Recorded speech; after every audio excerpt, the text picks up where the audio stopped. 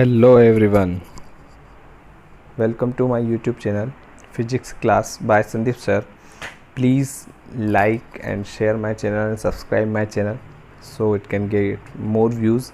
And I am again with you to teach you the next chapter of our Physics 10th class, that is magnetic effects of electric current. This is a very interesting chapter. If you will learn with me, you will be able to answer all the questions related to this chapter in final examination, and this will be a very scoring chapter, helpful chapter to score high in your 10th science marks in final exam. So this is a complete theory chapter, and all the concepts related to physics and in this related to this chapter are very interesting, and this chapter deals with magnetic effects of electric current. So we are starting this chapter today. Magnetic effects of electric current means there are two types of effects related to electric current. Previous chapter we discussed about the heating effects of electric current. And what are the heating effects of electric current? So as you know, the devices like electric bulb, electric iron, electric heater and toaster, all these device, geyser, all these devices are work on the principle of heating effects of electric current. So what is meaning of heating effect of electric current? This one is our previous chapter part. So first we discuss about the heating effects of electric current,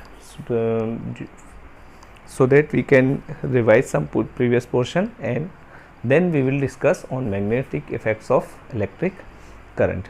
Okay, so we know that when the current pass through a wire, it has a resistance, or a conductor, the conductor has its resistance. तो जब भी current pass होगी, whenever current pass through a conductor, जब किसी conductor के through current pass होती है, तो करंट जब पास होती है तो क्या हो रहा है, चार्जेस मूव हो रहे हैं, और चार्जेस के पास क्या है, एनर्जी है. ठीक है, तो वो जो एनर्जी होती है जब वो किसी कंडक्टर के थ्रू पास करते हैं, तो कंडक्टर का एक क्या होता है, रेजिस्टेंस होता है, और उस रेजिस्टेंस के कारण क्या होता है कि वो जो एनर्जी है कंडक्टर के थ्रू, कंडक्टर से बाहर रेडिएट होती है. किस फॉर्म में रेडिएट होती है वो, तो वो रेडिएट होती है हीट के फॉर्म में. जैसे it is similar to friction. देखो जब क्या होता है कि जब हम ब्रेक्स लगाते हैं, ब्रेक अप्लाई करते हैं, ठीक है, तो जैसे ही जब कोई भी ऑब्जेक्ट मूव कर रहा होता है ना, तो जब मूव कर रहा होता है तो उसके पास क्या होती है, एनर्जी होती है, कुछ टाइप की एनर्जी, काइनेटिक एनर्जी. तो जब वो किसी दूसरे सरफेस के साथ रब होता है, ठीक है, फ्रिक्शन होता है उसमें, तो वहाँ पर क्या जनरेट होती है, हीट जनरेट होती है. तो वहाँ पर क्या हुआ कि जो एनर्जी थी वो फ्रिक्शन के कारण किस में कन्वर्ट हो रही थी, हीट में कन्वर्ट होती. हम ये एज्यूम कर सकते हैं कि उसी तरह से सिमिलर वे में जब इलेक्ट्रॉन्स, जो चार्ज कैरियर्स होते हैं हमारे, वो जब मूव करते हैं किसी कंडक्टर के अंदर, तो क्या होता है, कंडक्टर का रेजिस्टेंस होता है. रेजिस्टेंस का क्या फंक्शन होता है, it opposes the flow of electron. तो अपोज करता है वो इलेक्ट्रॉन्स के फ्लो को, मीन्स एनर्जी के फ्लो को अपोज करता है. कौन, रेजिस्टेंस ऑफ कंडक्टर. तो जितने भी कंडक्टर्स होते हैं हमारे, ठीक है, उनका हर कंडक्टिंग मटेरियल का क्या होता है, कुछ ना कुछ रेजिस्टेंस होता है. तो उस रेजिस्टेंस के कारण क्या होता है, जो इलेक्ट्रिकल एनर्जी है वो हीट के फॉर्म में रेडिएट होती है. और इस इफेक्ट का हम क्या करते हैं, यूटिलाइजेशन करते हैं. उसी के यूटिलाइजेशन से, इस मीन्स कि जितना ज़्यादा रेजिस्टेंस होगा उतनी ज़्यादा हीट प्रोड्यूस होगी. ठीक है, ज़्यादा रेडिएशन होगा तो ज़्यादा रेजिस्टेंस होगा तो ज़्यादा अपोज होगा इलेक्ट्रिक करंट को, इलेक्ट्रिकल इलेक्ट्रॉन्स को, तो क्या होगी, ज़्यादा हीट जनरेट होगी. ठीक है, तो ये इफेक्ट हम लोग प्रीवियस चैप्टर में पढ़ चुके हैं. This is called heating effect of electric current. और कुछ डिवाइस जो होते हैं हमारे किस पे काम करते हैं, हीटिंग इफेक्ट पे काम करते हैं. हीटिंग इफेक्ट का मतलब क्या हो गया, जैसे हम इलेक्ट्रिक बल्ब की बात करते हैं, इलेक्ट्रिक बल्ब में क्या करते हैं, इलेक्ट्रॉन्स को पास होते हैं किसके थ्रू, एक टंगस्टन वायर के थ्रू. टंगस्टन वायर जो होता है, इसका रेजिस्टेंस क्या होता है, बहुत ज़्यादा हाई होता है. ठीक है, तो हाई रेजिस्टेंस के कारण जो एनर्जी है वो ज़्यादा हीट के फॉर्म में कन्वर्ट होती है, और उसके साथ वो लाइट में भी कन्वर्ट होती है. ठीक है, तो वो जो बल्ब है वो क्या करता है, ग्लो करता है. ठीक है, और साथ में हीट भी प्रोड्यूस करता है। हम फिलामेंट बल्ब की बात कर रहे हैं, ठीक है। सिमिलर वे में हमारा जो हीटर होता है, हीटर की जो कॉइल होती है वो बनी होती है किससे, नाइक्रोम के वायर से, ठीक है। वो नाइक्रोम वायर की कैरेक्टरिस्टिक्स क्या होते हैं, तो नाइक्रोम जो है वो एक अलॉय है हमारा, ठीक है। उसके कैरेक्टरिस्टिक होते हैं कि जो वायर होगा उसकी रेजिस्टेंस हाई होगा उसका, और उसका मेल्टिंग पॉइंट भी क्या होगा, हाई होगा। तो हायर रेजिस्टेंस के कारण वो ज़्यादातर जो करंट है इलेक्ट्रिकल एनर्जी या इलेक्ट्रिक करंट को किस में कन्वर्ट कर देता है, वो हीट एनर्जी में कन्वर्ट कर देता है। और हीटर आप लोगों ने देखा होगा, हीटर जब ऑन करते हैं तो ग्लो करता है, ठीक है। तो वो कुछ पार्ट किस में कन्वर्ट करता है, उसका लाइट में कन्वर्ट करता है, और बाकी के पार्ट किस में कन्वर्ट करता है, हीट में, ठीक है। तो एनर्जी जो है वो हीट में कन्वर्ट हो रही है यहाँ पर भी। इस तरह से हमें इलेक्ट्रिक आयरन भी क्या करते हैं, इलेक्ट्रिकल एनर्जी को हीट एनर्जी में कन्वर्ट करती है। वो भी किस पे काम करती है, heating effect of electric current पे। सिमिलर वे में हमारे जितने भी ऐसे इलेक्ट्रिकल डिवाइस जिनमें क्या प्रोड्यूस हो रही है, हीट प्रोड्यूस हो रही है, वो सभी डिवाइस किस पे काम करते हैं, heating effects of electric current पे, ठीक है। समझ में आया क्या? इसी को जूल्स लॉ ऑफ हीटिंग भी बोलते हैं। इसी इफेक्ट्स को क्या बोलते हैं, joules law of heating. Joules law of heating भी प्रीवियस चैप्टर का टॉपिक है हमारा, हम लोगों ने डिस्कस किया होगा, है ना, आप लोग उसमें देखेंगे। तो जूल्स लॉ ऑफ हीटिंग में क्या होता है कि जो हीट प्रोड्यूस होती है वो डिपेंड करती है स्क्वायर ऑफ करंट पे, रेजिस्टेंस ऑफ कंडक्टर पे और टाइम पे, ठीक है। This is called joules law of heating. इसको भी आप रिवाइज करेंगे, ये भी हमारा इंपॉर्टेंट टॉपिक है प्रीवियस चैप्टर से। अभी हम नेक्स्ट चैप्टर के बारे में डिस्कस करें तो मैग्नेटिक इफेक्ट क्या होता है, ठीक है। तो क्या किया है यहाँ पर, एक एक्टिविटी के थ्रू एक्सप्लेन किया है। देखिए यहाँ पर कि हम कंपास को लेंगे और इस तरह का एक सर्किट डायग्राम बनाएंगे, ठीक है। अब कंपास क्या होता है, कंपास आप लोगों ने देखा होगा जो डायरेक्शन बताने के लिए यूज़ होता है, ठीक है। मैग्नेटिक नीडल होती है जो किस डायरेक्शन में रुकती है, नॉर्थ साउथ डायरेक्शन में। तो मैग्नेट के बारे में आपको थोड़ा बहुत नॉलेज होगा, थोड़ी बहुत इन्फॉर्मेशन होगी। प्रीवियस क्लासेस में आपने मैग्नेट के बारे में कुछ पढ़ा होगा कि एक मैग्नेट होती है, मैग्नेट के कितने पोल्स होते हैं, 2 पोल्स होते हैं, नॉर्थ पोल और साउथ पोल, ठीक है। जो हमारी अर्थ है वो भी, इसके पास भी क्या है, एक अर्थ में भी एक बहुत मैग्नेट है जिसके कारण हमारे भी क्या है, 2 पोल्स हैं, नॉर्थ पोल और साउथ पोल, ठीक है। तो जो हमारा ज्योग्राफिकल नॉर्थ पोल है और ज्योग्राफिकल साउथ पोल है, इसके थ्रू हम क्या कर सकते हैं, नॉर्थ साउथ डायरेक्शन निकाल सकते हैं। इस पर हम थोड़ा सा डिस्कस करेंगे बाद में। आप लोगों ने कंपास देखा होगा, देखिए कंपास जो है इस तरह का दिखता है, ये हमारे लेबोरेटरी में यूज़ होता है। छोटे से कंपास नीडल होती है, इस कंपास में एक नीडल होती है अंदर। जब इसको हम प्लेस करते हैं तो जो इसका एरो हेड होता है ये किस डायरेक्शन में रुकता है, देखिए इस तरह से ये मूव करती है, और जो इसका एरो हेड होता है वो किस डायरेक्शन में रुकता है, हमेशा नॉर्थ डायरेक्शन में जाके रुकता है, ठीक है। अभी देखिए ये वाला कंपास थोड़ा डिफरेंट है, ये कंपास जो है वो हम लैब में यूज़ करते हैं। तो इसमें आपको दिख रहा होगा एक तरफ ये जो है यहाँ पर हमको ये टेल दिखाई दे रही है, ठीक है, और इस वाले साइड में इसका क्या होगा, हेड होगा।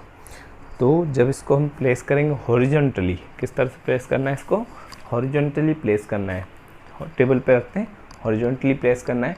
तो ये क्या करेगा, जिस डायरेक्शन में इसका एरो हेड रहेगा, ये वाला हेड, वो डायरेक्शन क्या कहलाएगी, नॉर्थ डायरेक्शन, और ये डायरेक्शन जिस जगह पर ये रहेगा ये क्या कहलाएगा, साउथ डायरेक्शन, ठीक है। और अब जब नॉर्थ साउथ आ जाएगा तो अगर आप देखेंगे नॉर्थ को अगर आप टॉप की तरफ देखेंगे और साउथ अगर डाउनवर्ड डायरेक्शन में रखेंगे तो उसके राइट साइड में जो होगा, नॉर्थ से राइट साइड में कौन सी डायरेक्शन होगी, इस तरह से देखिए। अगर हम देखें तो आप लोगों ने सोशल साइंस के मैप्स में पढ़े होंगे, तो उसमें यहाँ पर आप लोग ऐसे करते हैं कि अगर एरो इस तरह से आ रहा है, ये डायरेक्शन अगर नॉर्थ है और ये साउथ है, तो ईस्ट वेस्ट डायरेक्शन कौन सी होगी, ये वाली डायरेक्शन होगी ईस्ट, और ये वाली डायरेक्शन होगी कौन सी, वेस्ट, ठीक है। इस तरह से आप देख सकते हैं। तो कंपास, इस तरह के कंपास यूज होते हैं। ये कंपास जो है वो मूविंग वाला है, देख सकते हैं इसमें इस तरह से मूव करता है, ये तो कंटिन्यूसली मूव कर रहा है, पर जब कंपास को आप हॉरिजॉन्टली प्लेस कर देंगे तो थोड़ी देर तक उसकी नीडल मूव करेगी, उसके बाद स्टेबल हो जाएगी एक डायरेक्शन में, कौन सी डायरेक्शन में, नॉर्थ साउथ डायरेक्शन में, ठीक है। इस तरह का एक कंपास लेके एक एक्टिविटी बताइए, क्या एक्टिविटी है ये। इस एक्टिविटी में क्या करना है, देखिए, take a straight thick copper wire and place it between the points x and y in an electric circuit as shown in figure. The wire X Y is kept perpendicular to the plane of paper. Horizontally place a small compass near to this copper wire. See the position of its needle. तो क्या करना है, देखिए यहाँ पर ये जो है वर्टिकल डायरेक्शन में इसको रखना है. ठीक है, जो हमारा कंपास है इस तरह से कंडक्टर को रख दिया है और इससे हॉरिजॉन्टल में क्या रखा है, एक प्लेन ऑफ हॉरिजॉन्टल प्लेन में एक पेपर शीट, थिक शीट को फिक्स किया है. और इसको हमने कनेक्ट किया है कंडक्टर को, एक्स वाई कंडक्टर को किससे कनेक्ट किया है, हमने इसको कनेक्ट किया है बैटरी के थ्रू. कनेक्टिंग वायर यहाँ पर एक रेजिस्टर लगा दिया है और एमीटर लगा दिया है और यहाँ पर क्या लगा दी है, बैटरी लगा दी है. ठीक है, यहाँ पर आप देख सकते हैं सर्किट डायग्राम को देखेंगे. सर्किट डायग्राम में कुछ काम की चीज़ हमको मिलेगी. काम की चीज़ क्या है हमारी सर्किट डायग्राम में, ये हमारी काम की चीज़ रहेगी कि इसमें जो बैटरी है हमारी, जो बैटरी का प्लस टर्मिनल है उसी डायरेक्शन में क्या दिया हुआ है, एमीटर का प्लस टर्मिनल दिया, और जो बैटरी का माइनस टर्मिनल जो है उसी पे हमको क्या दिया हुआ है, एमीटर का भी माइनस टर्मिनल दिया हुआ है. ठीक है, जो नेगेटिव साइड में कनेक्टेड है, देखिए ये वाला पोर्शन जो है वो माइनस पे कनेक्टेड है, तो ये वाला टर्मिनल माइनस हो जाएगा और ये वाला प्लस हो जाएगा. ठीक है, इस तरह से हम देख सकते हैं इसको. देन अब इसमें क्या करना है, यहाँ पर जो ये प्लेन है, इस प्लेन पे हमने क्या कर दिया, कंपास नीडल को रख दिया. तो कंपास नीडल की क्या होगी, फिक्स डायरेक्शन होगी. ठीक है, उस फिक्स डायरेक्शन मतलब नॉर्थ साउथ डायरेक्शन में स्टॉप हो जाएगा. इसके बाद हम क्या करेंगे, इस सर्किट डायग्राम में करंट को फ्लो कराएंगे, की को ऑन करेंगे. क्या करेंगे, ऑन करेंगे. तो जैसे ऑन करेंगे यहाँ पर करंट पास होगी, किसके थ्रू पास होगी, कंडक्टर एक्स वाई के थ्रू पास होना स्टार्ट होगी. कंडक्टर एक्स वाई के थ्रू करंट पास होना स्टार्ट होगी. तो जैसे ही इसमें से करंट पास होगी, ये कंपास जो है वो क्या होगा, डिफ्लेक्शन शो करेगा. एक वर्ड याद रखना है आपको, क्या वर्ड रहेगा हमारा, डिफ्लेक्शन. ठीक है, डिफ्लेक्शन का मतलब क्या हुआ, डिफ्लेक्शन का मीनिंग इस तरह से मूवमेंट, ये भी हम देख रहे थे. तो यहाँ पर देखिए जो निडल मूव करे ना, इस मूवमेंट को हम क्या बोलते हैं, डिफ्लेक्शन बोलते हैं. ठीक है, तो जैसे ही हम उसको प्लेस करेंगे, अभी जैसे मान लीजिए यहाँ पर क्या हो रहा था, कंपास पहले इस पोजीशन में थी, जैसे हमने करंट पास की तो उसकी पोजीशन चेंज हो गई, शिफ्ट हो गई एक डायरेक्शन में. इस डायरेक्शन में शिफ्ट हो सकती है या इस डायरेक्शन में शिफ्ट हो सकती है. तो मीन्स ये इस डायरेक्शन में मूव कर सकता है या इस डायरेक्शन में मूव कर सकता है. तो क्या हो गया, कंपास की जो पोजीशन शिफ्ट हुई, उस पोजीशन शिफ्टिंग को हम क्या बोल रहे हैं, डिफ्लेक्शन शो कर रहे हैं. फिर हमने क्या किया, फिर से इस की को ऑफ किया. तो जैसे ही की को ऑफ करेंगे, करंट क्या हो जाएगा, ऑफ करेंगे तो करंट क्या हो जाएगा, इसमें स्टॉप हो जाएगा और नीडल जो है वापस से अपनी प्रीवियस डायरेक्शन मीन्स कौन सी वाली डायरेक्शन में, नॉर्थ साउथ डायरेक्शन में वापस रिटर्न आ जाएगी. फिर जैसे ऑन करेंगे फिर से इसमें डिफ्लेक्शन होगा, फिर है ना डिफ्लेक्शन होगा, फिर से ऑफ करेंगे वापस नॉर्मल पोजीशन, फिर से. तो ये क्या हो गया, यहाँ पर ये एक्सपेरिमेंट करके देखा था. हमारे एक साइंटिस्ट हैं, इनका नाम है हैंस क्रिस्टियन ओर्स्टेड. उन्होंने ये एक्सपेरिमेंट करके देखा था. ये हमारा साइंटिस्ट है, साइंटिस्ट का नेम है हैंस क्रिस्टियन ओर्स्टेड, या हम इनको शॉर्ट में बोल सकते हैं एसी ओर्स्टेड. ने ये एक्सपेरिमेंट करके देखा था. इस एक्सपेरिमेंट को करने के बाद उन्होंने क्या कंक्लूजन निकाला था, इन्होंने इस एक्सपेरिमेंट को करने के बाद ये कंक्लूजन निकाला था कि जब हम किसी कंपास को, कंपास क्या है, एक छोटी सी मैग्नेट होती है, स्मॉल मैग्नेट होती है, किसी कंडक्टर के पास रखते हैं तो उस कंपास में क्या होता है, डिफ्लेक्शन होता है. और ये डिफ्लेक्शन कब होता है, ये डिफ्लेक्शन होता है जब हम किसी मैग्नेट को लेके आते हैं कंपास के पास. ठीक है, जब हम कंपास के पास किसको लेके आते हैं, किसी अदर मैग्नेट को कंपास के पास लेके आते हैं, तो आप देखेंगे कि उस कंपास में क्या होगा, डिफ्लेक्शन शो होगा. डिफ्लेक्शन होगा मतलब इधर उधर मूवमेंट होगा. आप लोगों ने देखा होगा, मैग्नेट से खेले होंगे आप लोग बचपन में. तो जब आप एक मैग्नेट को दूसरे मैग्नेट के पास लेके जाते हैं तो दो सिचुएशंस हो सकती है, या तो वो मैग्नेट अट्रैक्ट करेगी, है ना, और एक दूसरे से चिपक जाएंगी, स्टिक हो जाएंगी, और या फिर वो दोनों एक दूसरे को रिपेल करेंगे, दूर दूर चले जाएंगे. ठीक है ना, तो दोनों तरह की सिचुएशंस पॉसिबल है. तो सिमिलर सिचुएशंस क्या हो रहा है, देखो एक मैग्नेट से दूसरी मैग्नेट में क्या हो रहा है, मूवमेंट हो रहा है. इसका मतलब यहाँ पर देखो दोनों ही मैग्नेटिक थे, पर हमने यहाँ पर क्या किया, एक रखा है कंपास और दूसरा क्या रखा है, उसके पास में रखा है करंट कैरिंग कंडक्टर.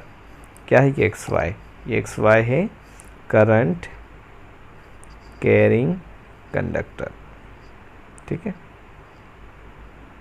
याद रखना है हमको। क्या ये करंट कैरिंग कंडक्टर या ऐसा मेटल जिसमें क्या फ्लो हो रही है, इलेक्ट्रिक करंट फ्लो हो रही है। और जैसे इसमें करंट फ्लो हो रही है, यहाँ पर क्या हो रहा है, मैग्नेटिक कंपास में डिफ्लेक्शन शो हो रहा है। तो इसका मतलब ये हुआ कि ये जो एक्स वाई है ये किसकी तरफ बिहेव कर रहा है, यहाँ पर एक दूसरे मैग्नेट की तरफ बिहेव कर रहा है। किसकी तरफ बिहेव कर रहा है, ये दूसरे मैग्नेट की तरफ बिहेव कर रहा है। तो यहाँ से इस एक्सपेरिमेंट से, इस एक्टिविटी से हमको क्या कंक्लूज़न निकलता है, तो यहाँ पर हम दो कंक्लूजन्स निकाल सकते हैं। सिंपल कंक्लूजन से आपको इस एक्टिविटी के कंक्लूजन से याद रखने पड़ेंगे। पहला कंक्लूजन ये होगा कि इलेक्ट्रिक करंट या हम बोल सकते हैं इलेक्ट्रिसिटी और मैग्नेटिज्म जो है दोनों आपस में क्या है, इंटर रिलेटेड है। क्या हो गया पहला conclusion, that the first conclusion from this activity is that the electricity and the magnetism are interlinked to each other or interrelated to each other, ये हम बोल सकते हैं। और दूसरा जो सेकंड कंक्लूजन हम इससे निकाल सकते हैं, हमारा सेकंड कंक्लूजन क्या रहेगा, सेकंड कंक्लूजन ये रहेगा कि a current carrying conductor produces magnetic field. क्या होगा, फिर से रिपीट करेंगे, a current carrying conductor produces a magnetic field. Current carrying conductor क्या प्रोड्यूस कर रहा है, एक मैग्नेटिक फील्ड प्रोड्यूस कर रहा है, मैग्नेटिक इफेक्ट प्रोड्यूस कर रहा है, ठीक है। तो इसी कॉन्सेप्ट या इसी थ्योरी के ऊपर ये हमारा पूरा चैप्टर है और ये बहुत ही इंटरेस्टिंग चैप्टर रहेगा हमारा, ठीक है। इस पर हम और डिस्कस करेंगे। देखिए इसमें कंक्लूजन्स पे हम बात करते हैं। देखिए यहाँ पे दिया हुआ है और ये तो सब एक्टिविटी कर ली है। Compass needle is deflected on passing electric current through a metallic conductor. तो अब देखिए यहाँ पर हम फिजिक्स की बात करें, साइंस की बात करें, तो इसमें हमसे पूछी जाती है एक्टिविटीज़, ठीक है। आपसे एग्जाम में क्वेश्चन पूछेंगे, write an activity to show that the current carrying conductor produces a magnetic field, या to show that the electricity and magnetism are interrelated to each other, ठीक है। इस तरह की अगर कोई एक्टिविटी लिखने के लिए आती है तो हमको क्या करना है, सबसे पहले हम पूरी एक्टिविटी लिखेंगे, उसका सिस्टमेटिक प्रोफाइल आपको बता देंगे, ठीक है। हम प्रैक्टिस करेंगे उसके लिए। सबसे पहले हम एम लिखेंगे, फिर उसमें क्या क्या उसमें हमको अपैरेटस रिक्वायर्ड है, या हम बोल सकते हैं इंस्ट्रूमेंट रिक्वायर्ड्स क्या क्या है। देन हम लिखेंगे इसमें इसका प्रोसीजर क्या रहेगा, डायग्राम क्या रहेगा, इसकी थ्योरी क्या रहेगी, है ना। और लास्ट के जो दो इम्पोर्टेंट पॉइंट्स होते हैं वो हमारे इम्पोर्टेंट है, that is observation and conclusion, ठीक है। तो इस एक्टिविटी के ऑब्जर्वेशन एंड कंक्लूजन आप लोगों को नोट करने हैं, मैं आपको बता रहा हूँ यहाँ पर, इनको आप कॉपी में नोट करेंगे, ठीक है। सुन के केयरफुली सुनना है इनको और फिर नोट करना है। तो फर्स्ट हमारा ऑब्जर्वेशन क्या होगा, ऑब्जर्वेशन देखिए यहाँ पर डायग्राम के नीचे जो लाइन लिखी है, this is our observation, compass needle is deflected on passing an electric current through the metallic conductor, this is observation. Observation meaning कि हम किसी एक्टिविटी में क्या देख पा रहे हैं, हमको क्या चेंजेस उसमें दिखाई दे रहे हैं, these will be our observation. And the next point आता है कंक्लूजन। कंक्लूजन मीनिंग कि किसी चीज़ को देखने के बाद, जो हो रहा है वो देखने के बाद हम क्या कंक्लूजन निकल पा रहे हैं, क्या आइडिया लगा पा रहे हैं कि इसके पीछे बैकग्राउंड में रीज़न क्या है, ठीक है। या हम उससे किस कंक्लूजन की तरफ जा रहे हैं, एक रिज़ल्ट की तरफ जा रहे हैं कि क्या हम इससे रिजल्ट्स निकाल सकते हैं, that will be our conclusion और रिजल्ट, लास्ट पॉइंट, ठीक है। तो दोनों पॉइंट इंपॉर्टेंट है। इस एक्टिविटी में हम ऑब्जर्वेशन में क्या देखेंगे कि ऑब्जर्वेशन में हम सिंपल चीज़ हमने ऑब्जर्व की, क्या दिखाई दिया हमको, क्या दिखाई दिया कि जैसे ही हमने करंट पास की, स्विच ऑन किया, एक्स वाई के थ्रू करंट पास होना स्टार्ट हुआ, compass needle will show deflection, compass needle में क्या हुआ, डिफ्लेक्शन हुआ, ठीक है। और जब हमने जैसे उसको ऑफ़ किया, वापस से वो अपनी नॉर्मल पोजीशन पे आ गई, फिर से हमने ऑन किया, फिर से उसमें डिफ्लेक्शन हुआ, ठीक है। तो ये हमारा क्या था, ऑब्जर्वेशन था, ये हमने देखा। और कंक्लूज़न हमने क्या निकाला, तो इस सब चीज़ को हमको देख के क्या समझ में आया, वो हमारा कंक्लूज़न हो जाएगा, ठीक है। तो हमको ये समझ में आया कि जब कंपास में डिफ्लेक्शन हो रहा है, और ऐसा डिफ्लेक्शन कब होता है, जब उसके पास हम दूसरी मैग्नेट को लेके आते हैं, सेकंड मैग्नेट को कंपास में के पास लेके आएंगे, तब इस टाइप का डिफ्लेक्शन होगा। पर यहाँ पर क्या हो रहा है, जैसे हम स्विच ऑन कर रहे हैं तो डिफ्लेक्शन हो रहा है। तो स्विच ऑन करने पे डिफ्लेक्शन हो रहा है, इसका मतलब जो करंट कैरिंग कंडक्टर है वो क्या प्रोड्यूस कर रहा है, एक मैग्नेटिक फील्ड प्रोड्यूस कर रहा है, ठीक है। This will be our first conclusion. और सेकंड कंक्लूज़न, या इसके अलावा हम कंक्लूज़न क्या निकाल सकते हैं इस एक्टिविटी से, we will conclude that the electricity and the magnetism are interlinked और इंटर रिलेटेड। ठीक है, यही दिया हुआ है हमारे नेक्स्ट पैराग्राफ में। ये सब एनसीईआरटी की चीज़ें हैं। ठीक है, आप लोगों को टेक्स्ट बुक में सब मिल जाएगा। We see that the needle is deflected, what does it mean? It means that the electric current through the copper wire has produces a magnetic effect. This will be our first conclusion. ठीक है, क्या conclusion हो जाएगा? ये conclusion हो जाएगा that the electric current through copper wire has produces a magnetic effect. Electric current क्या produce कर रही है? Magnetic effect produce कर रही है. Thus we can say that the electricity and magnetism are linked to each other. ठीक है, ये हमारा सेकंड कंक्लूजन हो जाएगा। इलेक्ट्रिसिटी और मैग्नेटिज्म क्या हो जाएंगे? Link to each other, interlinked हो सकते हैं, इंटर रिलेटेड हो सकते हैं, कुछ भी वर्ड्स इसमें यूज़ कर सकते हैं हम, कोई दिक्कत की बात नहीं है इसमें। Then what about the reverse possibility of electric effect of moving magnets? तो क्या हो रहा है यहाँ पर कि उन्होंने बोला कि ठीक है, इलेक्ट्रिक करंट के पास होने पे क्या हुआ? कंपास में मूवमेंट हुआ। तो इसका मतलब इसका रिवर्स भी कुछ पॉसिबल है कि अगर हम मैग्नेट्स को मूव कराएंगे तो वो भी कहीं ना कहीं इलेक्ट्रिसिटी से रिलेटेड होगी। तो ये सारे इसमें फिनोमिना जो हैं इस चैप्टर में हम पढ़ेंगे। बहुत इंटरेस्टिंग चैप्टर होने वाला है कि किस तरह से इलेक्ट्रिसिटी जो है मैग्नेटिज्म से रिलेटेड और मैग्नेटिज्म जो है वो इलेक्ट्रिसिटी से रिलेटेड है। In this chapter we will study the magnetic field and such electromagnetic effects. We shall also study about the electromagnets and electric motors which involves the magnetic effect of electric current and electric generator which involve the electric effects of moving magnet. ठीक है, तो यहाँ पर जो हमारा introduction था इस chapter का वो कंप्लीट हो गया है। यहाँ थोड़ा सा हम हैंस क्रिस्टियन ओरस्टेड के बारे में भी देख लेते हैं। हैंस क्रिस्टियन ओरस्टेड जो हमारे एक बहुत जाने माने साइंटिस्ट थे, one of the leading scientist of 19th century, played a crucial role in understanding electromagnetism. Electromagnetism ये वर्ड बहुत इंपॉर्टेंट है। जब आप हायर सेकेंडरी में पढ़ेंगे, 12th क्लास में जाएंगे, तो ये वर्ड जो है हमको सबसे ज़्यादा पढ़ने को मिलेगा, इलेक्ट्रोमैग्नेटिज्म। इलेक्ट्रोमैग्नेटिज्म मीन्स इलेक्ट्रिसिटी और मैग्नेटिज्म को जब एक साथ कंबाइन करके हम स्टडी करते हैं तो वो जो इफ़ेक्ट्स होते हैं वो सारे इफ़ेक्ट्स जो है फिजिक्स की कौन सी ब्रांच के अंदर आते हैं, वो आते हैं इलेक्ट्रोमैग्नेटिज्म के अंदर। ठीक है, तो ये बहुत ही इंपॉर्टेंट टॉपिक है। पूरे फिजिक्स जो है हमारा इस चीज़ पर डिपेंडेंट है।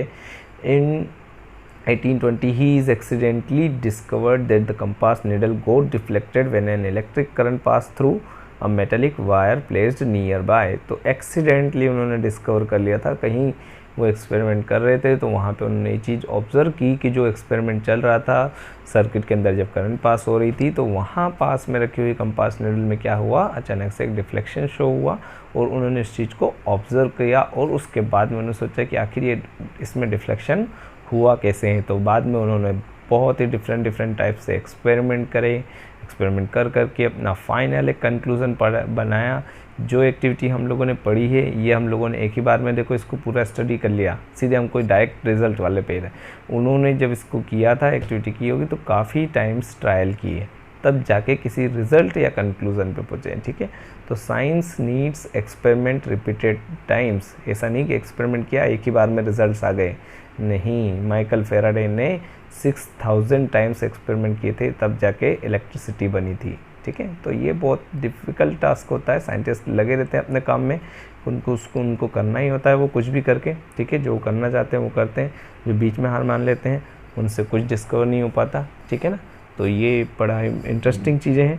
आप लोग साइंस के बारे में अगर हिस्ट्री पढ़ेंगे तो हिस्ट्री भी इसकी बड़ी इंटरेस्टिंग निकलेंगी। When an electric current passed through a metallic wire placed nearby, through this observation, Oersted showed that the electricity and magnetism were related phenomena. His research later created technologies such as radio, television, fiber optics. The unit of magnetic field strength is named the Oersted in his honor। तो magnetic field strength की जो unit है उसको Oersted रखी गई बाद में। ये सारी चीज़ें आप लोगों को जो है 12th क्लास में बहुत ही ज़्यादा डिटेल में पढ़ने को मिलेगी। यहाँ पर हमारे पास सिंपल छोटा सा टॉपिक दिया हुआ है, एक पार्ट दिया हुआ है ज़रा सा क्लास 10th के फिजिक्स में, बट ये काफ़ी इंटरेस्टिंग टॉपिक है और आपको इसको पढ़ने में बहुत ज़्यादा मज़ा आने वाला है। ठीक है, तो आप लोग इसको प्लीज़ थोड़ा ध्यान से पढ़ें।